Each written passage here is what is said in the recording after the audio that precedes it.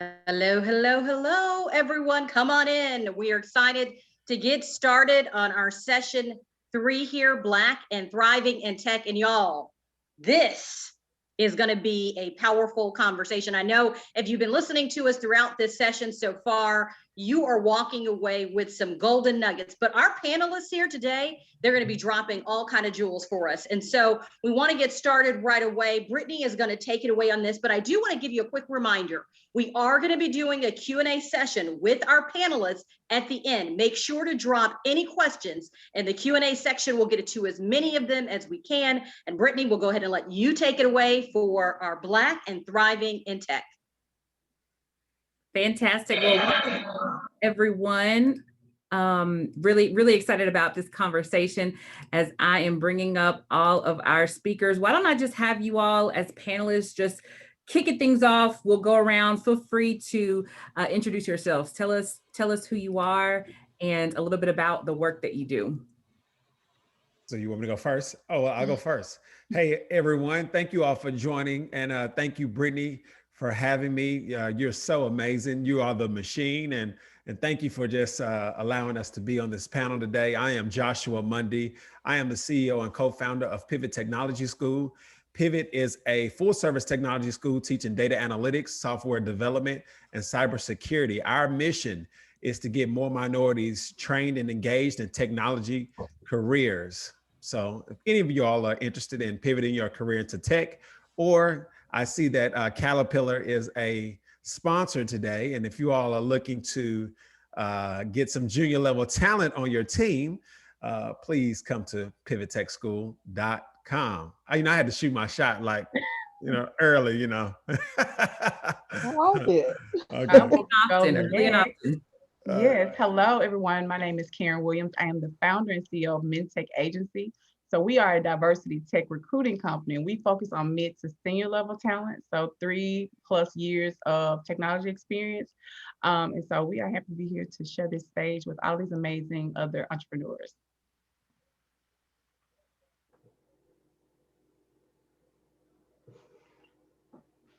Danielle, you want to kick us off next?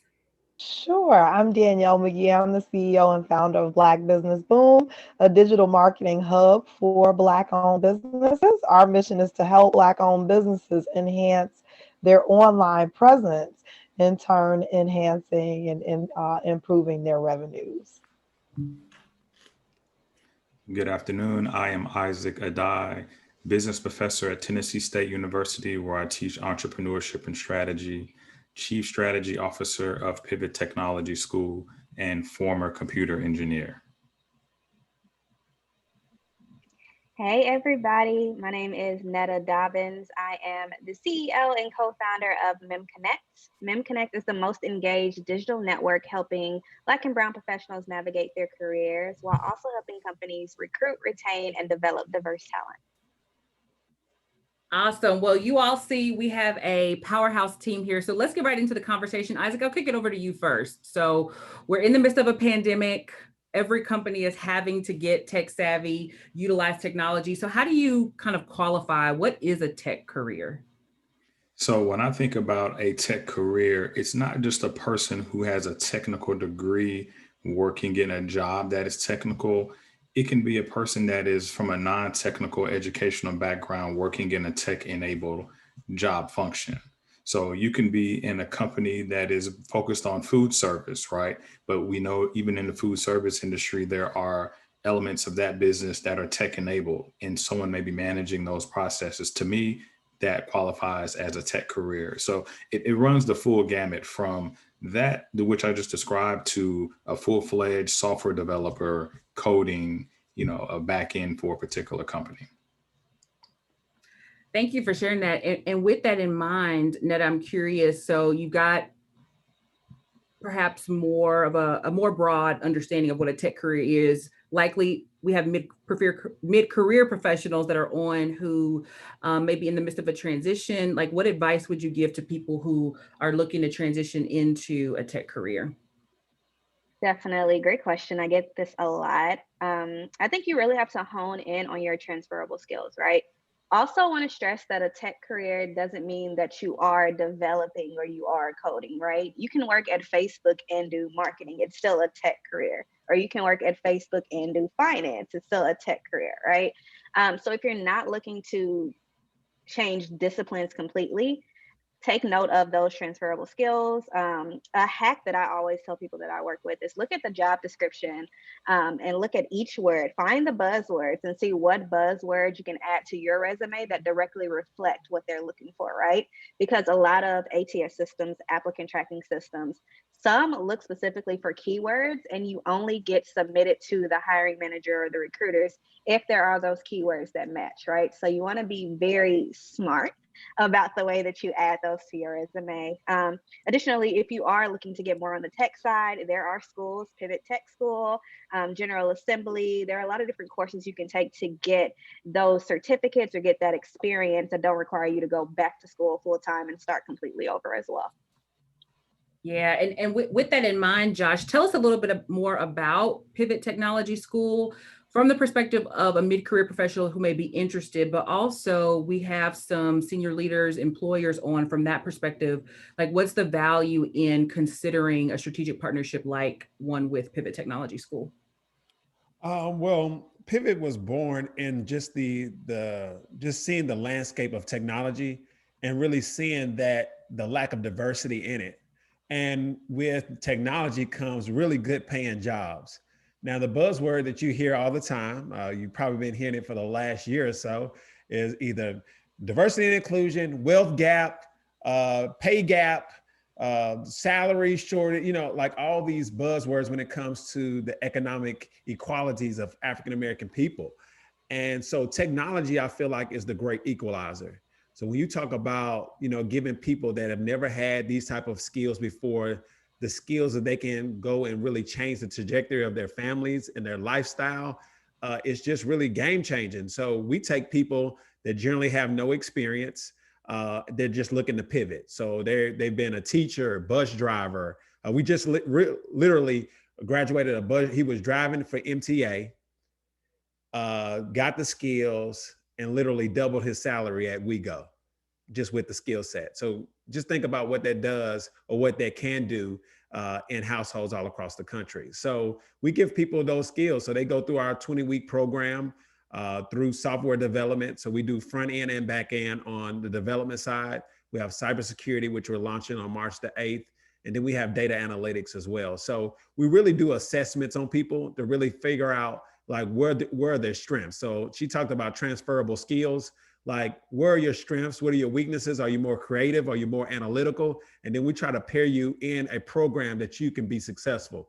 And then we wrap them around with services. So these are people that have never really been in tech. So we give them mentors at the beginning of the program.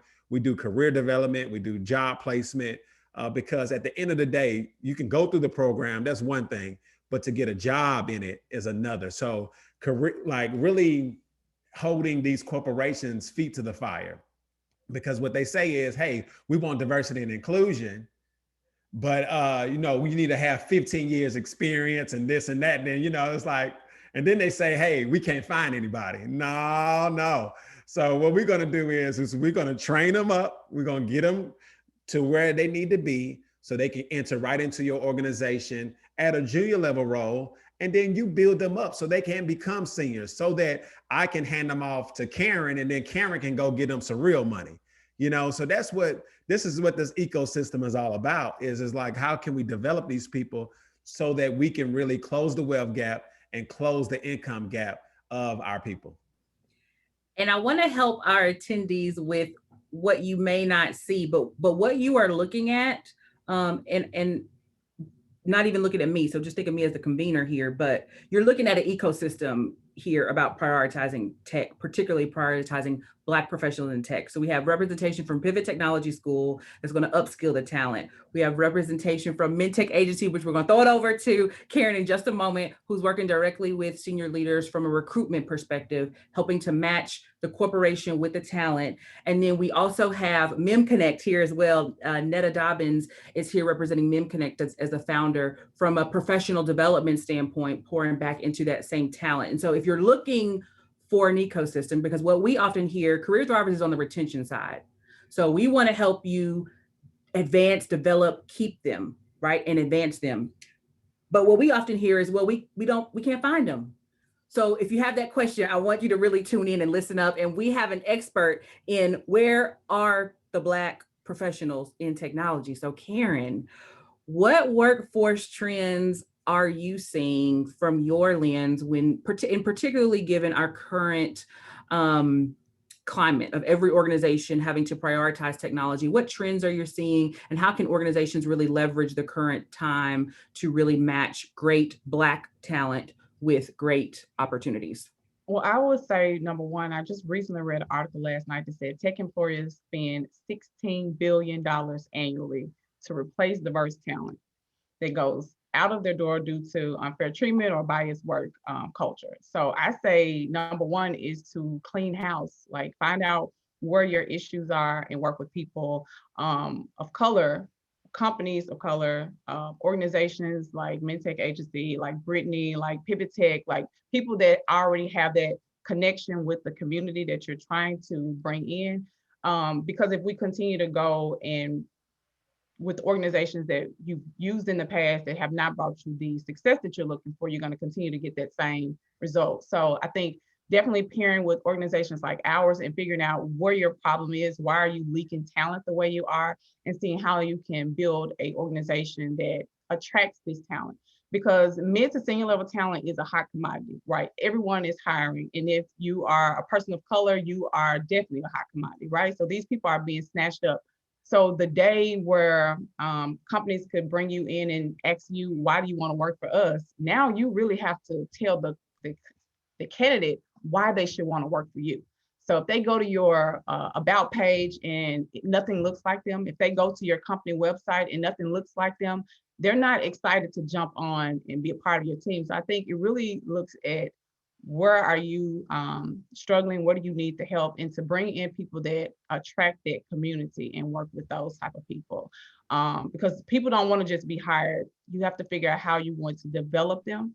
Because if you bring in more talent of color and you promote them, they will bring in more talent that looks like them as well. So I just want to add on to that. And Karen was hitting it, but I think that companies need to realize that there's a brand awareness marketing play for your company, right? So it's not enough to work with, a job board and say, hey, this job board attracts, diverse talent. Let me put my role there, cross my fingers and wish for the best, right? We don't know you. We don't know what company culture is like. We don't know what your DEI strategies are like, especially in this COVID world, right? So it's super important for you not to only post your jobs with them, but get in front of them, do speaking events, do internships, et cetera, that make you more attractive and allow them to learn from you so that they're willing to go work there before they get there and they're like, what in the world is going on? Yeah, that's so good. I wanted to bring Danielle into this conversation because I know, Danielle, you are working, you're in an interesting position because you have the corporate experience. You're also working with Black businesses who oftentimes are also Black business owners who are oftentimes working in corporations. So from your perspective, like, what do you see as the opportunity for organizations who are looking to, be about the DEI strategy that they've written down to partner with Black businesses to continue to ensure that they're booming? What advice would you share on? That's a great question, Brittany. I would say really piggybacking on what Netta is saying, that you really have to reach into these communities and get in front of the right people. We've all seen a lot of statements this last year, but we're not seeing a lot of these corporations that are putting their money where their mouth is. So I think that it's really important that they're finding ways to connect with these communities beyond just making a statement about their commitment to the diversity. How can you give back to Black-owned businesses? I find myself in a unique position where I'm approaching corporations and asking them to support my mission with Black Business Boom by cutting a check, and providing resources and helping these businesses to increase their online presence.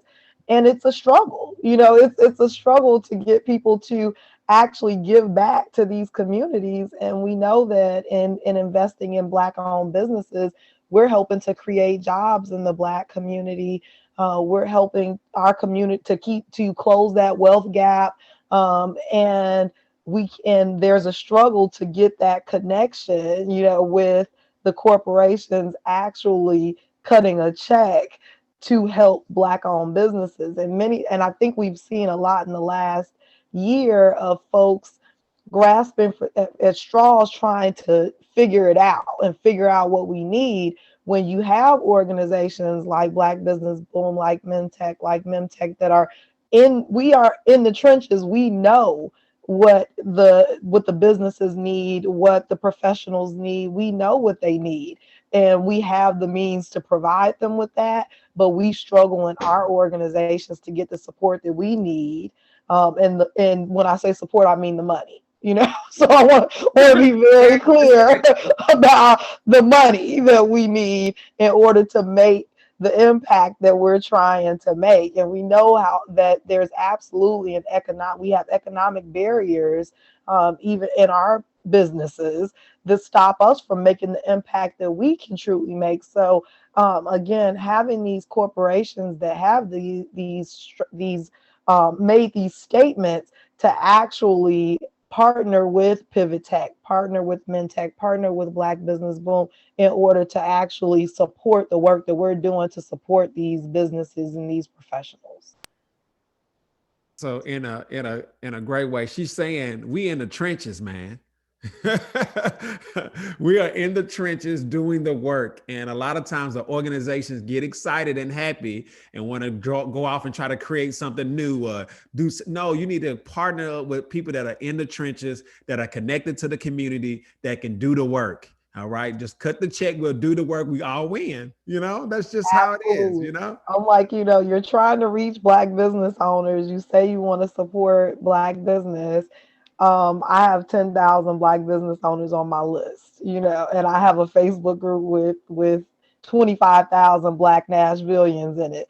I can reach the people that you're trying to reach, So, but I can't do it on my own. I have to build my team. That takes money, So again, you can really support the work that we're doing. Again, I work with Black business owners every day, and COVID just really exacerbated the need for online presence. And I see today that still there are Black-owned businesses that do not have a website, that are not on Google. I can't go and look up their hours. And I'm trying to help them. My work is to help them to get that presence they need in order to keep their doors open. But again, corporate partnerships can definitely help me to grow my business, to help these businesses. But again, it's hard to actually make those partnerships happen.